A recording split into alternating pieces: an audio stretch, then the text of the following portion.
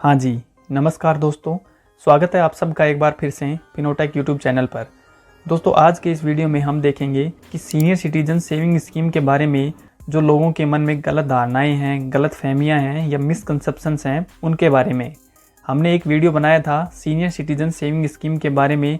उसमें हमने बताया था उसके फीचर्स के बारे में, एलिजिबिलिटी, जो उसके प्री मैच्योर क्लोजर के रूल्स हैं, क्या इंटरेस्ट रेट्स हैं, कितना आपको मैच्योरिटी पे अमाउंट बनेगा 5 साल के बाद, एक्सटेंशन के बाद कितना बनेगा, ये सब बातों का हमने जिक्र उस वीडियो में किया है। आप चाहें तो उस वीडियो को देख सकते हैं, उसका लिंक आपको नीचे डिस्क्रिप्शन बॉक्स में और ऊपर अभी आई बटन में आ रहा होगा। लेकिन आज के इस वीडियो में हम कुछ ऐसे गलतफहमियां हैं, कुछ ऐसे मिसकंसेप्शंस हैं जो हमारे दिमाग में हैं सीनियर सिटीजन सेविंग स्कीम के बारे में, उनके बारे में बात करेंगे। दोस्तों, ये तो हम सब जानते हैं कि सीनियर सिटीजन सेविंग स्कीम में 60 साल या उससे अधिक उम्र के व्यक्ति ही इसमें निवेश कर सकते हैं। कुछ खास केस में इसको 55 साल और 50 साल रखा गया है। 55 साल अगर कोई गवर्नमेंट सिविलियन एम्प्लॉई 55 साल गया और उसने अपना रिटायरमेंट ले लिया है तो वो उसमें निवेश कर सकते हैं। और अगर कोई डिफेंस एम्प्लॉई है जिसने रिटायरमेंट ले लिया है, वो 50 साल की उम्र में इसमें निवेश कर सकते हैं। बाकी सभी लोगों के लिए निवेश करने के लिए इसकी जो उम्र है वो 60 साल रखी गई है। अब सबसे बड़ी गलतफहमी जो बैंक्स पैदा कर रहे हैं, जब भी कोई customer senior citizen saving scheme के अंदर इन्वेस्ट करने के लिए जाता है तो बैंक वाले सीनियर सिटीजन सेविंग स्कीम तो ऑफर करते हैं, लेकिन वो पर्टिकुलर स्कीम ऑफर नहीं करते हैं जो गवर्नमेंट स्कीम है। सीनियर सिटीजन सेविंग स्कीम, इस नाम के आगे कोई बैंक का नाम, कोई इंस्टीट्यूशन का नाम नहीं लगा होना चाहिए। अगर ऐसा है तो वो स्कीम गवर्नमेंट स्कीम नहीं है, वो उस बैंक की अपनी स्कीम है। सीनियर सिटीजन सेविंग स्कीम का नाम इतना ही है, सीनियर सिटीजन सेविंग स्कीम, और इसके आगे पीछे कुछ नहीं लगा हुआ है। इस बात का सबसे पहले आप ध्यान रखिए। इस स्कीम की मैक्सिमम डिपॉजिट लिमिट 30 लाख रुपए है। एक व्यक्ति 30 लाख रुपए से ज़्यादा इसमें इन्वेस्ट नहीं कर सकता है। अगर आपका जॉइंट अकाउंट है तो आप इसमें 30 + 30 60 लाख रुपए तक इन्वेस्ट कर सकते हैं। अलग अलग आप अगर इसमें निवेश करना चाहें तो आप इसमें अलग अलग भी निवेश कर सकते हैं। 30 लाख रुपए आप हस्बैंड के नाम से, 30 लाख रुपए वाइफ के नाम से इसमें निवेश कर सकते हैं, अगर दोनों एलिजिबल हैं तो। लोगों के मन में ये बहुत बड़ी गलतफहमी है कि इस स्कीम का आप टॉपअप कर सकते हैं। मतलब एक बार आपने अपना सीनियर सिटीजन सेविंग स्कीम का अकाउंट खुलवाया, उसमें आपने मान लीजिए 5 लाख रुपए उसमें डिपॉजिट करवा दिए, तो अब आप उसमें और ज़्यादा पैसे ऐड नहीं कर सकते हैं।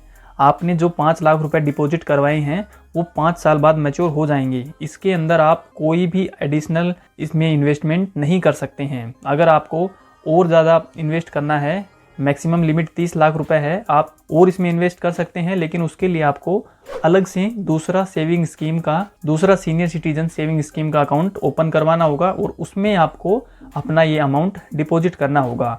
जो एक बार आपने इसमें निवेश कर दिया, एक बार अकाउंट खुलवा दिया, वो आपका 5 साल के बाद मैच्योर हो जाएगा।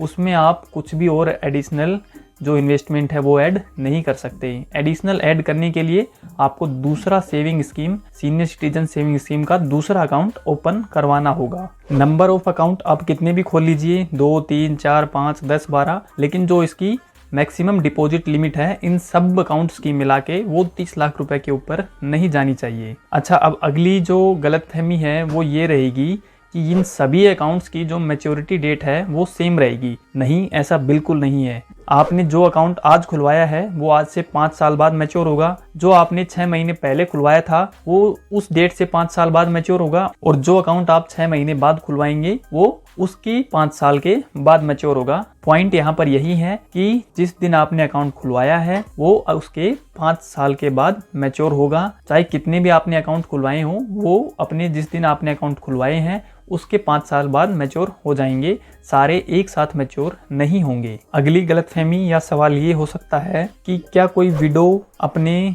सन या डॉटर के साथ जॉइंट अकाउंट ओपन करवा सकती है? तो इसका उत्तर है नहीं। जॉइंट अकाउंट सिर्फ हस्बैंड या वाइफ ही ओपन करवा सकते हैं और किसी के साथ भी आप इस स्कीम में जॉइंट अकाउंट ओपन नहीं करवा सकते हैं। नॉमिनेशन की फैसिलिटी है, नॉमिनी आप किसी को भी बना सकते हैं, लेकिन जॉइंट अकाउंट सिर्फ हस्बैंड और वाइफ ही ओपन करवा सकते हैं। अगर कोई विडो है जिसके हस्बैंड की डेथ हो गई है या कोई हस्बैंड है जिसकी वाइफ की डेथ हो गई है तो वो इस स्कीम में सिर्फ अपना सिंगल अकाउंट ओपन करवा सकते हैं अगर वो एलिजिबल हैं तो, और किसी फैमिली मेंबर के साथ ज्वाइंट अकाउंट इसमें ओपन नहीं करवाया जा सकता है। अगली गलतफहमी ये हो सकती है कि कितनी बार इस स्कीम को एक्सटेंड किया जा सकता है, तो इसका जवाब है इसका एक्सटेंशन सिर्फ एक ही बार मिलता है 3 साल के लिए। पीपीएफ की तरह यहाँ पर नहीं है कि हर 5 साल के बाद इसको आप एक्सटेंड करवा सकते हैं। आपकी स्कीम आपने मान लीजिए आज पैसे इन्वेस्ट किए तो 5 साल बाद मैच्योर हो जाएगी। आप एक्सटेंशन लेना चाहते हैं तो आपको एक एक्सटेंशन मिलेगा 3 साल का, उसके बाद 8 साल के बाद आपको अपना पैसा लेना ही पड़ेगा, आपकी स्कीम मैच्योर हो जाएगी। आगे कोई एक्सटेंशन आपको इस स्कीम में नहीं दिया जाएगा। अगर आप चाहें तो दोबारा से नया अकाउंट ओपन करवा के फिर से इसमें पैसा इन्वेस्ट कर सकते हैं। ऐसा नहीं है कि इसमें सिर्फ आप एक ही बार पैसा इन्वेस्ट कर सकते हैं। एक बार आपकी स्कीम मैच्योर हो गई तो उस पैसे को आप दोबारा से नया अकाउंट ओपन करवा के दोबारा से इन्वेस्ट कर सकते हैं। लेकिन जो एक्सटेंशन है वो आपको जो आपका करंट इन्वेस्टमेंट या करंट स्कीम चल रही है उस पर एक ही बार मिलेगा। 5 साल पे आपकी स्कीम मैच्योर होगी और 3 साल का एक्सटेंशन मिलेगा, तो टोटल 8 साल के बाद आपकी स्कीम मैच्योर हो जाएगी। उसके बाद आपको अपना पैसा लेना पड़ेगा, चाहे तो दोबारा से आप उसमें नया अकाउंट ओपन करके इन्वेस्ट कर दीजिए। लोगों के मन में ये भी एक बहुत बड़ी दुविधा रहती है कि ऑलरेडी हमें एक पेंशन स्कीम से पैसा आ रहा है, चाहे वो प्रधानमंत्री वय वंदन योजना हो, चाहे कोई भी योजना हो, तो क्या हम सीनियर सिटीजन सेविंग स्कीम में निवेश कर सकते हैं? जी हाँ, आप बिल्कुल इसमें निवेश कर सकते हैं। चाहे आपने कहीं पे भी एफडी करा रखी हो, कहीं से भी आपको पेंशन मिलती हो, किसी भी चीज की आपकी इनकम हो, किसी चीज से कोई फर्क नहीं पड़ता। अगर आप इस स्कीम के लिए एलिजिबल हैं तो आप इसमें निवेश कर सकते हैं। ये स्कीम अपने आप में एक इंडिविजुअल स्कीम है, इसका और किसी स्कीम से कोई लेना देना नहीं है। प्रधानमंत्री वय वंदन योजना में अगर आपने 15 लाख रुपए इन्वेस्ट किया हुआ है तो भी आप इसमें 30 लाख रुपए और निवेश कर सकते हैं। दोस्तों, एक बहुत बड़ी गलतफहमी ये हो सकती है कि अगर हस्बैंड की उम्र 60 साल से ज्यादा है और जो वाइफ है उनकी उम्र 60 साल से कम है तो क्या ज्वाइंट अकाउंट ओपन किया जा सकता है? जी हाँ, बिल्कुल किया जा सकता है। अगर जो फर्स्ट अकाउंट होल्डर है वो एलिजिबल है इस स्कीम में निवेश करने के लिए तो आप इसमें ज्वाइंट अकाउंट अपना ओपन करवा सकते हैं। अगर वाइफ की उम्र 60 साल से कम है तो भी जो उम्र है वो फर्स्ट अकाउंट होल्डर की कंसीडर की जाएगी। फर्स्ट अकाउंट होल्डर की एलिजिबिलिटी जरूरी है, उसको उस क्राइटेरिया को मीट करना होगा। सेकंड अकाउंट होल्डर एलिजिबल है या नहीं है कोई फर्क नहीं पड़ता। अकाउंट जो बिलोंग करता है वो सिर्फ और सिर्फ फर्स्ट नेम से बिलोंग करता है। सेकंड नेम का एक्शन तभी शुरू होता है अगर फर्स्ट नेम की डेथ हो जाती है। फर्स्ट अकाउंट होल्डर की डेथ होने के बाद अगर सेकंड अकाउंट होल्डर चाहे और वो एलिजिबल भी है तो वो उस अकाउंट को कंटिन्यू कर सकता है, और अगर चाहे तो वहीं पर उसको प्री मैच्योर क्लोज भी करवा सकता है। जॉइंट अकाउंट में नॉमिनेशन का भी कोई मतलब नहीं रहता है। अगर फर्स्ट अकाउंट होल्डर की डेथ हो जाती है तो जो पैसा है वो सेकंड अकाउंट होल्डर को मिलेगा, और अगर दोनों अकाउंट होल्डर की डेथ हो जाती है तो नॉमिनी यहाँ पर एलिजिबल है उस अमाउंट के लिए। तो दोस्तों, यहाँ पर हमने कोशिश की है अपनी तरफ से जो भी पॉइंट हैं, जो भी मिसकंसेप्शंस हैं, गलत फहमियाँ हैं सीनियर सिटीजन सेविंग स्कीम के बारे में, उनको कवर करने की। आई होप वो सारी कवर हो गई हैं। फिर भी आपको अगर कुछ ऐसा लगता है जो आपके समझ में नहीं आ रहा है तो वो आप हमसे पूछिए। अगर अभी भी आपके दिमाग में कोई गलतफहमी बनी हुई है तो आप हमसे इस वीडियो के कमेंट सेक्शन में पूछ सकते हैं।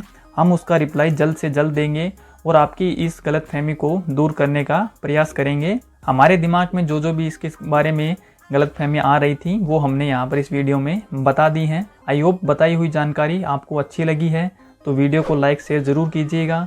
इसी तरह के और भी इंफॉर्मेटिव कंटेंट के लिए फिनोटेक यूट्यूब चैनल को ज़रूर से सब्सक्राइब कर लीजिए। दोस्तों, अभी तक अगर आप इस वीडियो में बने हुए हैं तो आप इस वीडियो में कमेंट करके हमें ये ज़रूर से बता सकते हैं कि आप कौन से शहर से हैं, ताकि हम लोगों को ये पता चल सके कि हमारे वीडियोस पूरे कहाँ से देखे जा रहे हैं, कौन से शहर से पूरा हमारा वीडियो देखा जा रहा है। मिलते हैं जल्दी किसी और इन्फॉर्मेटिव वीडियो के साथ, तब तक के लिए टेक केयर। जय हिंद।